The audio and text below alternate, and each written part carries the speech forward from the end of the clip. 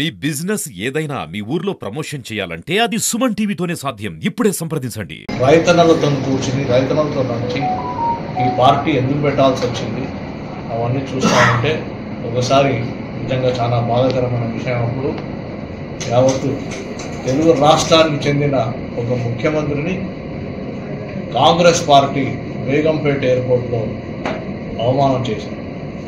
తెలుగు జాతిని అవమానం చేస్తూ ఉంటే చూడండి, ఎన్టీ రామారావు గారు తన సినిమా జీవితాన్ని పక్కన పడేసి ప్రజల్లోకి వచ్చి తెలుగు జాతిని నిలబెట్టాలని వచ్చి అన్ని కష్టాలలో పడి ఎంతో కష్టాలు పడ్డారు. అందరి మధ్యలోకి వచ్చారు.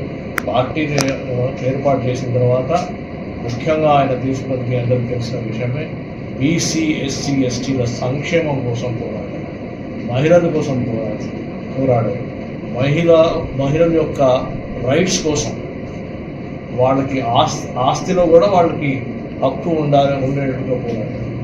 అంటే ఏ విధంగా ఆయన ఆలోచన ఉండదు, ఒక విప్లవాత్మక ఆలోచన చేసి రాజకీయాలు వచ్చారు. ఎప్పటి నుంచో వస్తున్న ఈ సంస్థలు ఏవైతే ఉన్నాయో, పటేల్ పటవారీ సంస్థలు ఉన్నాయో అవన్నీ తీసేశారు. అసలు ఎవ్వరూ ఆలోచన చేయని విధానంగా ప్రభుత్వాన్నే ప్రజల దగ్గరికి తీసుకెళ్లాలని అప్పుడెక్కడో తాలూకాలు ఉన్న ప్రభుత్వం తీసుకెళ్ళి మండల స్థాయి కొత్తగా ఒక ఏర్పాటు చేసి ఒక కొత్త ఇన్స్టిట్యూషన్ని క్రియేట్ చేసి మండలానికి ప్రజల దగ్గరికి ప్రభుత్వాన్ని తీసుకెళ్ళిపోయారు. అవన్నీ మొత్తం మళ్ళీ ఆ తర్వాత ₹2 కేజీ కూడా పెట్టారు.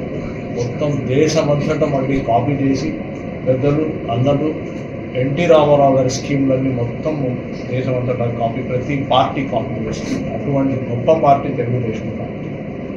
ప్రజల యొక్క సంక్షేమము, పేదల యొక్క సంక్షేమము, ముఖ్యంగా బీసీ ఎస్సీ ఎస్టీల సంక్షేమం, మహిళల కోసం సంక్షేమం కోసం ఆలోచన చేసి అహర్నిశలు ప్రతి ఒక్కటి త్యాగం చేసి ఈ పార్టీ ఏర్పాటు చేసిన ఎన్టీ రామారావు గారి గురించి మనం ఆలోచన చేసుకుని మళ్ళీ ఒకసారి గుర్తుంచుకుంటాం.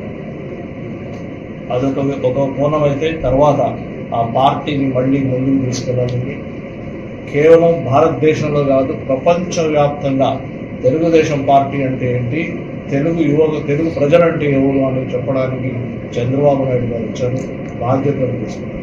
చంద్రబాబు నాయుడు గారు వచ్చిన తర్వాత ఐటీ మొత్తము భారతదేశంలో ఎక్కడ కని విని స్థాయిలో హైటెక్ సిటీ మిగతా సంస్థలను ఏర్పాటు చేసి 4 లక్షల కంటే ఎక్కువ ఐటీ సాఫ్ట్వేర్ ప్రొఫెషనల్స్ని అమెరికాకు పంపించారు.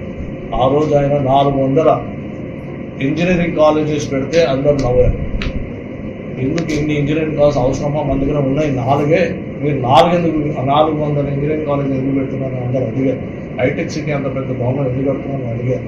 వెయిట్ చేసి చూడండి ఏం జరుగుతుందని చెప్పారు. ఈరోజు చూడండి, మొత్తము అమెరికాలో, భారతదేశంలో సాఫ్ట్వేర్ ఇంజనీర్స్ ఎక్కడ చూసినా ప్రతి 2 సాఫ్ట్వేర్ ఇంజనీర్లో ఒకరు తెలుగువాడు.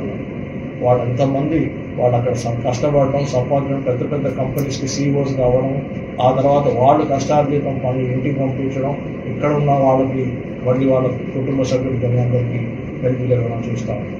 ఆ తర్వాత ఇప్పుడు మనం చూస్తున్నాం. అంతేకాదు 2 సార్లు అప్పుడు ఆ రోజు ఎన్టీ రామారావు గారు ఉన్నప్పుడు, వాజ్పేయి గారు ఉన్నప్పుడు కేంద్ర ప్రభుత్వానికి మనం మద్దతు ఇచ్చాము తెలుగుదేశం పార్టీ. ఇప్పుడు చూస్తూ ఉన్నాం కేంద్ర ప్రభుత్వం ఇప్పుడు ఏదైతే ఏర్పాటు అయిందో కూటమి ద్వారా, దాన్ని కూడా తెలుగుదేశం పార్టీ శ్రీ నారా చంద్రబాబు నాయుడు గారి నాయకత్వంలో మనం మద్దతు ఇస్తాం. తెలుగుదేశం పార్టీ కేవలం 2 రాష్ట్రాల్లో ఉన్న పార్టీ కాదు, మొత్తం జాతీయంగా ఒక కేంద్ర ప్రభుత్వాన్ని ఏర్పాటు చేసి 2 సార్లు చేసి చూపించు.